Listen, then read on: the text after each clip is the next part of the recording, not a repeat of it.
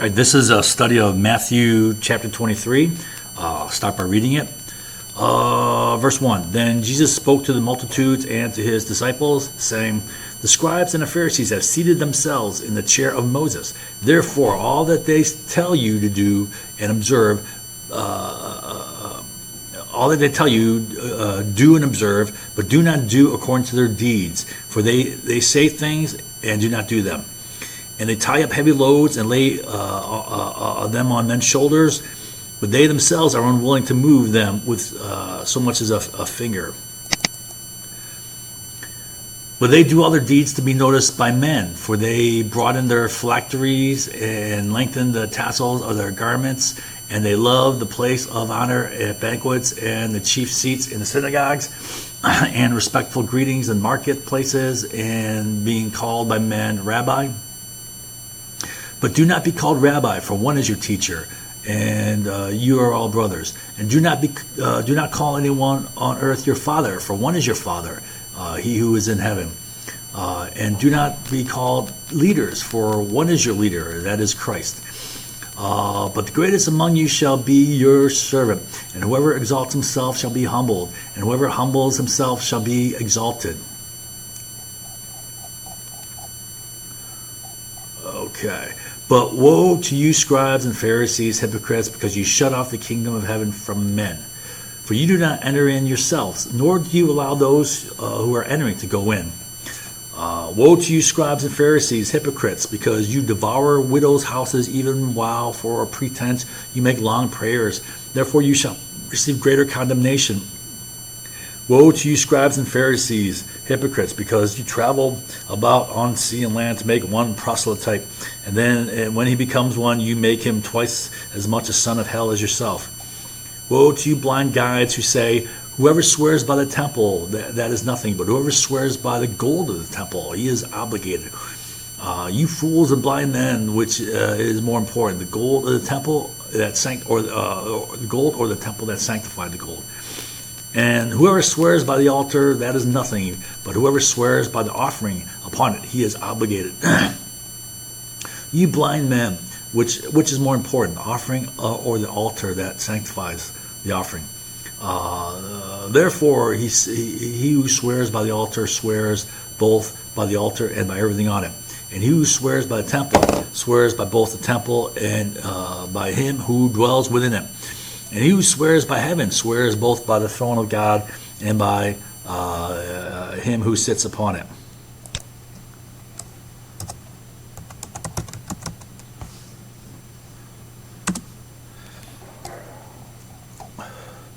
Woe to you, scribes and Pharisees, hypocrites, for you tithe mint and dill and cumin, and have neglected the weightier provisions of the law, justice and mercy and faithfulness.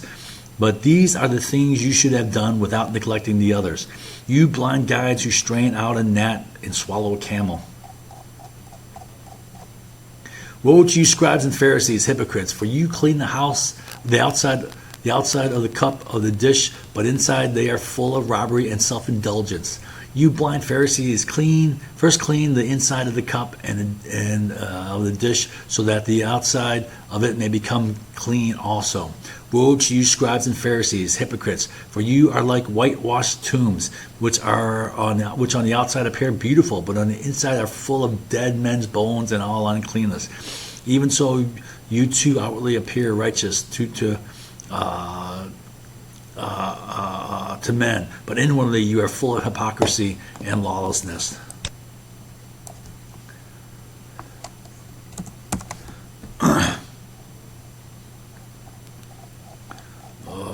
Okay.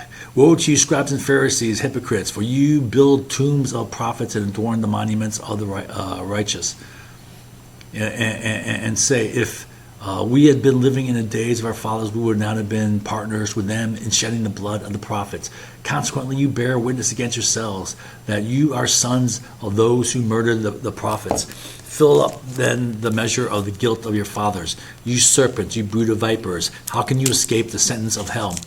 Therefore, behold, I'm sending you prophets and wise men and scribes. Some of them you will kill and crucify, and some of them you will scourge in your synagogues and persecute from city to city, that upon you may fall the guilt of all the righteous blood shed on earth, from the blood of the righteous Abel to the blood of Zechariah, the son of Berechiah, who you murdered between the temple and the altar. Truly I say to you, all these things shall come upon the generation. O Jerusalem, Jerusalem, who kills the prophets and stones those who are sent to her. How often I wanted to gather your children together, the way a hen gathers her chicks under her wings, and you were unwilling.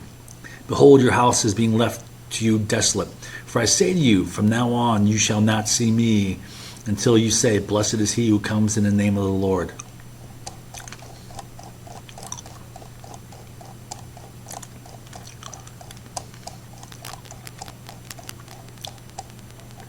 Okay. I guess to start, I want to read a definition of the word Judaism, right? It says it stands for, not for the religious beliefs, but for the religious practices, the traditions, right? Not as instituted by God, but as developed and extended by the traditions of the Pharisees and scribes. So Judaism refers to something that is really not godly. It wasn't instituted by God. It was just developed by men, Pharisees and scribes. All right. So first verse here. Then Jesus spoke to the multitudes and to his disciples, saying, the scribes and the Pharisees have seated themselves in the chair of Moses. Okay. So first thing I want to cover is chair of Moses. What is a chair of Moses? What does that mean? Okay. Well, Moses was a person who brought the Jews the law. The law was the nomos, right? God-given law through Moses. Thus, the chair of Moses means legal authority, right? So the scribes and Pharisees have legal authority within Israel, right? But how did they get that? Well, they seated themselves. Jesus said they seated themselves, meaning they took power for themselves, right? In fact, beginning about 150 BC, they usurped authority as a priesthood, right, as the keepers of the temple, from the Levites who were ordained by God. So if you look at Numbers 18:6, right, it was the priesthood was given to the Levites, not to the Pharisees and scribes, right? So they took over. They basically usurped religious authority. All right, bringing in their mechanical, lifeless, bogus traditions.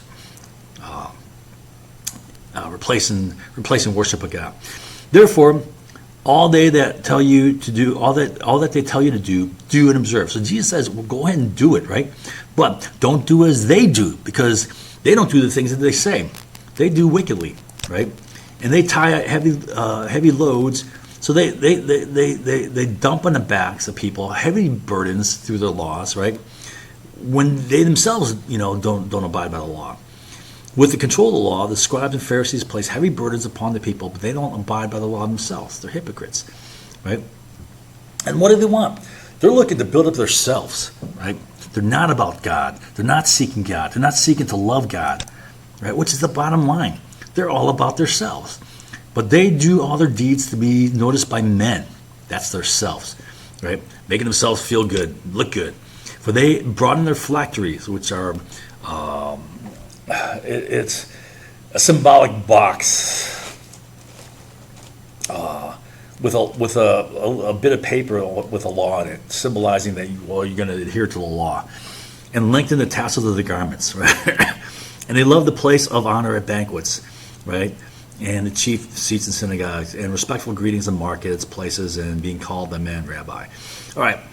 Though they were the religious leaders, the scribes and Pharisees lost sight of God, having their focus locked on their selves, right? Their selves were their God. Their selves is what they served. Their selves is what they promoted.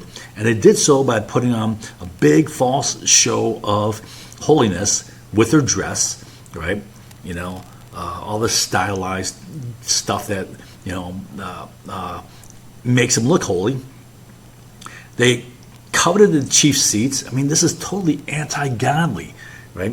They wanted to be the big shots, right? They wanted to feed the regals, right? And the pride, right? So they wanted the chief seats in synagogues, right? Sit at the front, look like a big shot, in the place of honor banquets. So they want to be honored. It's all about feeding themselves. They sought respect for themselves from men, not from God. Right? So they're looking for respect here. Respectful greetings. Oh yeah. Oh, rabbi. Right? Great teacher. Right? Good teacher. Jesus said, "Why you call me good?" Right? There's only one who's good, not the rabbis, not the Jews. Right? Not the Pharisees and scribes. They sought respect from men. Right? And this is a quote from John 12:43. For they love the approval of men rather than the approval of God. Right? And, that's typical. That's typical of people. It's typical, myself. Right? Why? Because I'm fleshly. Right? We're wired to want to build up ourselves. So we have to focus on God. So it's about ego, pride, self. Okay, this whole thing. But not so here he's saying, don't be called rabbi, or basically he's saying this, don't be called rabbi, don't try to seek to be called father or leader, right? So Jesus admonishes his disciples, don't be like the Pharisees and scribes who seek titles and recognition to fuel their pride and ego instead of seeking and loving God. So really, once again, they're all about themselves, right? They're the big shots, right? And the problem with self is the self is the biggest diversion of devotion, right? The self is the biggest false god, idol that we worship, right? And, I said that this is what Job had to learn the hard way, right? Job was, totally self-righteous. Instead, keep your focus on God and Jesus, right? So this is what they really worship, their pride, ego, their selves. This is their God, right? The thing they try to build up. The thing that they're feeding. But the greatest among you shall be your servant, and whoever exalts himself shall be humbled, and whoever humbles himself shall be exalted. So,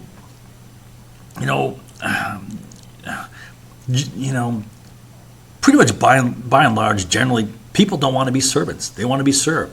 They want to be waited upon, right? They want to be the big shot. They want to be the boss. They don't want to be like the low man on the totem pole. To willfully choose to be a servant requires that you humble yourself, which is the hardest thing to do because the self thirsts for ascendancy, right? The self thirsts to build itself up, Therefore, in God's eyes, the person who can overcome the self in order to sacrifice and serve is the greatest person, because that's the hardest thing to do, right? The easy path is to just build up yourself, right? That's the natural path. That's the path of least resistance, right? That's water running down a hill. And don't try to exalt yourself, for that is only feeding the self, which is just a pathetic, lame, grubby, self-serving animal. So that's what the self is. The self, in terms of the soul, right? Also called in Greek the push. The definition of that is it's the immaterial aspect of man which we share in common with animals and which animates us, which drives us, which helps us operate on the physical material plane, right? All right. So it makes us no different than an animal. Paul taught, now the deeds of the flesh are evident, which are immorality, impurity, sensuality, idolatry, sorcery, enmity, strife, jealousies, outbursts of anger, disputes, dissensions, factions, envying, drunkenness, carousing, and things like these. These all come from the self. Right? These are all nastiness. These fleshliness come from the self. Right? Come from our human nature. This includes any malicious harm to another, including physical, financial, social, verbal, gesture harm, bearing false witness, lying. And this is what people do, all the time, in big ways and little ways. Of course, they'll say, "Oh, I never do that," and after they do it, they'll immediately forget it, put it out of their mind. Because it's nothing to them, means nothing to them. Christians included, for this is human nature. So this is a diagram I developed before, I think in chapter 20 or something like that. In Christianity, the heart of the problem is the self. So here's the self. This is what comes out of the self. Hedonism, aut-hades, right? Self-seeking pleasure, physical pleasure, evil pleasures, physical harm, financial attack, mock, bully, lust for material luxury, lust for greed for things. The self is thoroughly self-serving, right? Does things to benefit the self.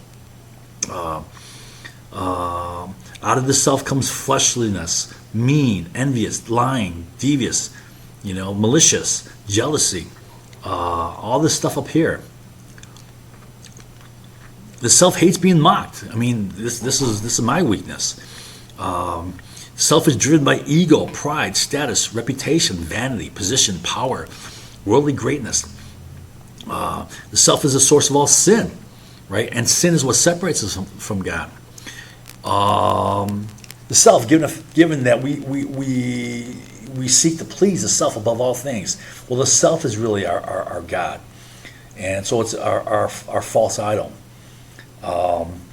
From the self, we don't sacrifice the self. We want to preserve the self, save the self, which is cowardly.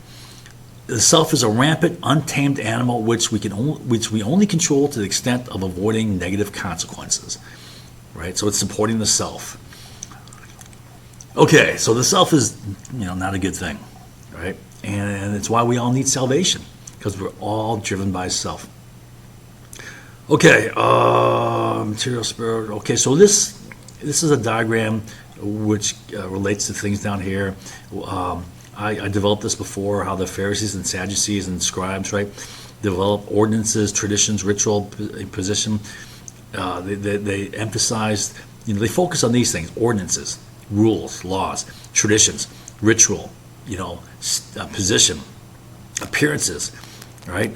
And in focusing on this, they totally ignored, neglected God. Okay, and these things gave them their access to, their carnal self-satisfaction, material wealth, status, ego, pride, right? So the real God was themselves. Okay. All right, so let's take a look at the definition of Judaism again, right? It stands not for the religious beliefs, but for the religious practices which were not instituted by God, but were developed and extended from these by the traditions of the Pharisees and scribes. So this is man-made stuff, right? Which steered away from God. All this adherence, and focus on this, the mechanical acts here, right? Substituted for God. It was a diversion of devotion, right? So you have the scribes and Pharisees. They forgot about God. They ignored God. They focused on ordinances, traditions, ritual, position, appearances, right? And they were the leaders in these. They controlled, and this gave them control. It gave them position and power, right? So from this, they got what? They got ego stuff. They got recognition, reputation, status, ego, pride, control of temple finances, right? And this was their goal. This is what they focused upon. Grubby stuff. Get their hands on this. So the real God was not God, but themselves. Okay. All right, verse 13. But woe to you, scribes and Pharisees, hypocrites, because you shut off the kingdom of heaven from men. For you do not enter in yourselves, nor do you allow those who are entering to go in. All right, so this seems pretty bad. You're cutting off the kingdom of heaven from men, right? Well, how do they do that? Well, let's take a look here. The work of God is to lead people back to God. Jesus Christ, in chapter 28, when we get to it, says, he gives us what is often known as the Great Commission, right? And he says, go and make disciples of all nations, right? And, the idea is to lead people back to God, right? The scribes and Pharisees didn't do that. They did the exact opposite, shutting off the kingdom of heaven from men by leading people down dead-end, spiritually lifeless paths, leading away from God, making people into wandering stars that were eternally lost, destined for eternal destruction, right? So Here's the dead end, spiritually lifeless path, right? Well, it leads all back to self. Okay, the fact that they emphasize the self, right, which is a dead end, right? The self doesn't have, eternal life, right? All this is a dead end, the desire for recognition, reputation, status, ego, pride, right? All these ordinances, traditions, adhering to these are dead, they're lifeless, they're inanimate, right? Only God, right, is life. And they ignore God.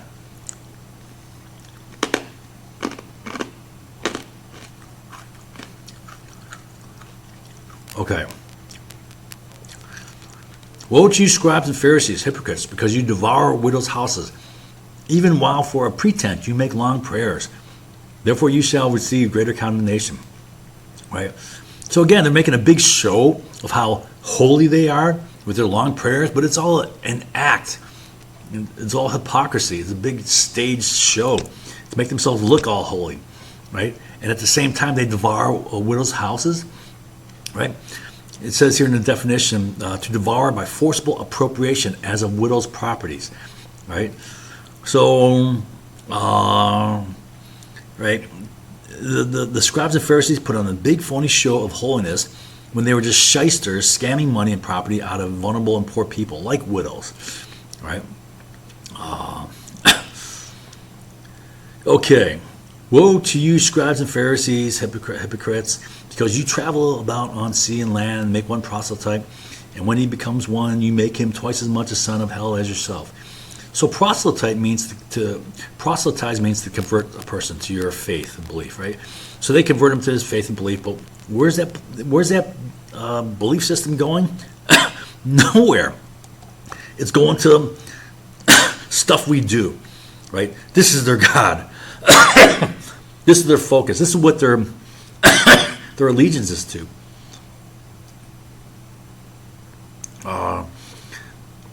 So you make him twice as much a son of hell, right? So they're shutting off the kingdom of heaven to these men, right? The scribes and Pharisees did not lead people back to God. They just corrupted people, converting them into sons of hell, like themselves, full of self, worshiping self, right? Worshiping dead, lifeless traditions and ordinances, right? And ritual. Making that substitute for really fellowship with God, loving God. All right. Okay. Woe to you, blind guides, you say, whoever swears by the temple. All right. So what this is all about is they're talking about Corban here, in terms of gold and in offerings, right? Stuff promised. You got to swear. Your oath is, they try to, maintain leverage, to get people to commit to the promised donation of money and property to the temple coffers, right? Which they control. Jesus is saying that the scribes and Pharisees place more importance upon oaths to ensure their collection of Corban, money and property promised to the temple, than on devotion to God. So he's saying that they put more importance upon gold and offerings, right, than the things of God, right? They're all about stuff. They're all about material. In other words, the scribes and Pharisees were more devoted to themselves and their money-making schemes, all right? Woe to you, scribes and Pharisees, hypocrites, for you tithe mint and dill and have neglected the weightier provisions of the law, justice and mercy and faithfulness. But these are the things you should have done without neglecting the others. You blind guides, you strain out a gnat and swallow a camel. So they're caught up on like minutia, trivial, little things, right? But they neglect the really important things of the heart. So the idea here is, keep in mind that God's goal is to grow good souls for eternity, people with good hearts, right? God doesn't want your sacrifice. This is what Jesus Christ said in Matthew 9. He wants your compassion, right? He wants you to have a good heart. Sacrifice is only self-serving. You sacrifice to save your own skin, right? We did bad, we'll sacrifice to you, right? So that we can get out of the wrong we did, right? God doesn't want your money offerings. He wants you to be just and merciful and faithful, right? Again, I think I mentioned it before, but Oswald Chambers says, hey, don't complain or demand or cry about justice for yourself, but never cease to give it, right? Because it's not about what you get, it's about what you give. Because what you give determines the quality of your heart. And that's what God's looking for. Now, in this world, we're all about what we get. I demand my rights. I demand, justice for me, right? I demand my share of the pie, or whatever, right? And that's human nature. That's the flesh, right?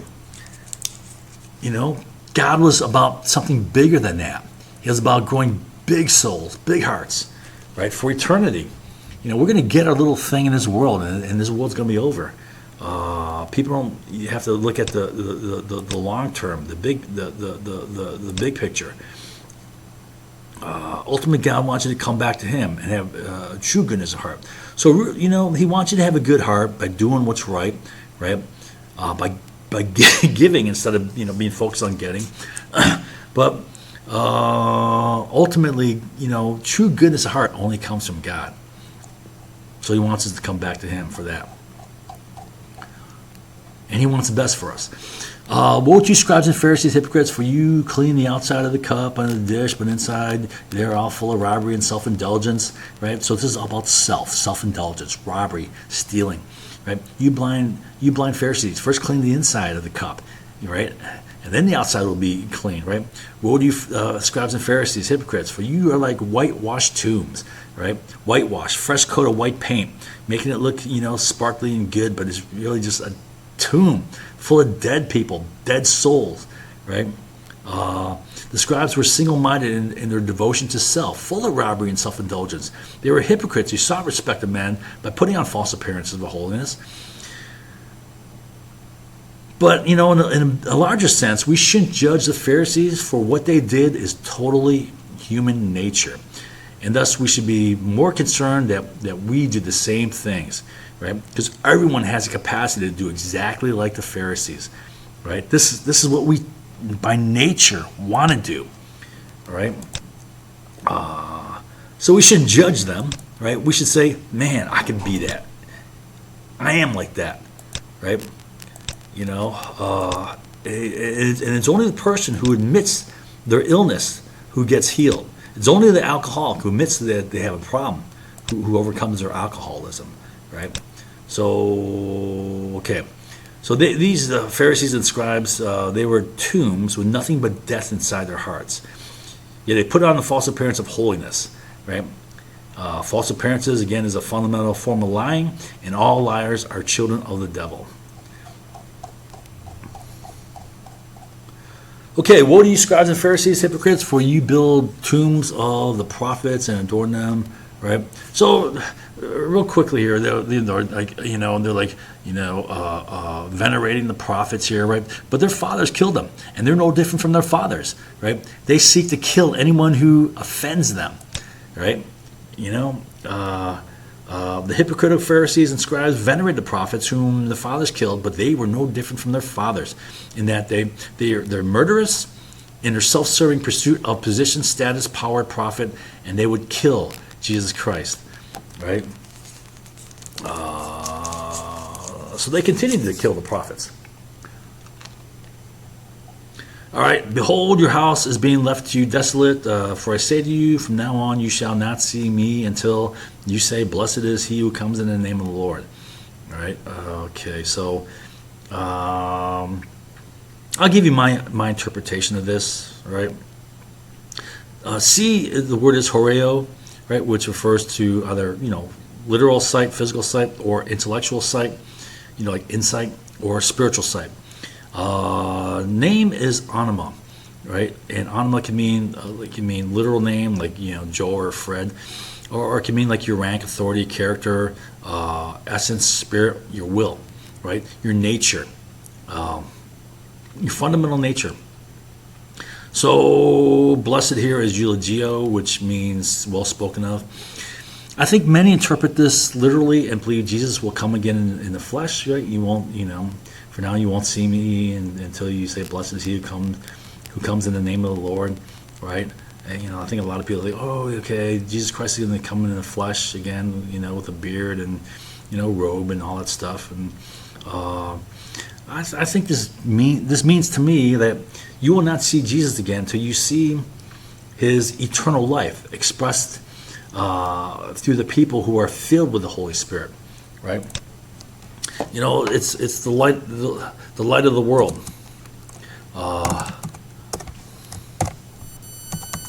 He spoke of light of the world. He spoke of it in Matthew 5. So I interpret this as a call for all Christians to be filled with the Holy Spirit. Jesus called us to be the light of the world, phos. The word phos means the light that is never kindled, right? So it's never extinguished, which means it's the eternal light, which means it's the light of God's goodness that shines out of people filled with His Spirit.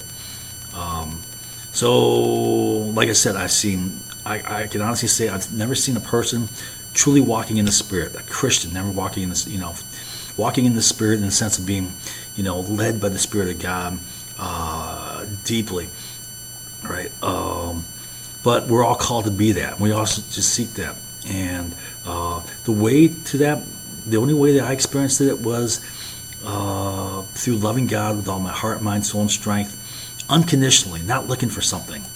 And God blessed me for a short time until I got prideful with His Spirit. Okay, that's it for Matthew chapter 23.